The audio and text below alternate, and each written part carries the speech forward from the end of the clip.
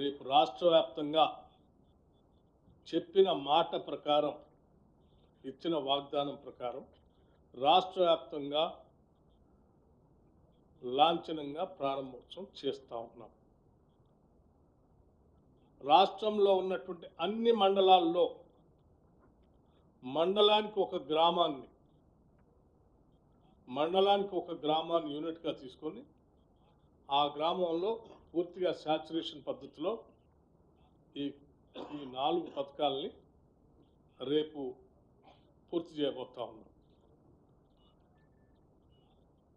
ఈ చేసే కార్యక్రమం రేపు మొదలుపెట్టి వచ్చినటువంటి అప్లికేషన్లు అన్నింటినీ కూడా క్రోడీకరించి ఎలిజిబిలిటీ ఉన్నటువంటి వాళ్ళ అప్లికేషన్స్ అన్నీ కూడా ఎంట్రీ అయిన తర్వాత ఎలిజిబిలిటీ వాళ్ళ క్రైటీరియా అంతా కూడా చూసుకొని అర్హత కలిగిన ప్రతి చివరి వ్యక్తి వరకు ఇవ్వాలనేటువంటి ఆలోచనతోనే మేము ఈ కార్యక్రమాన్ని రేపు మొదలుపెట్టి కంటిన్యూస్గా చేసుకుంటూ పోబోతా ఉన్నాం.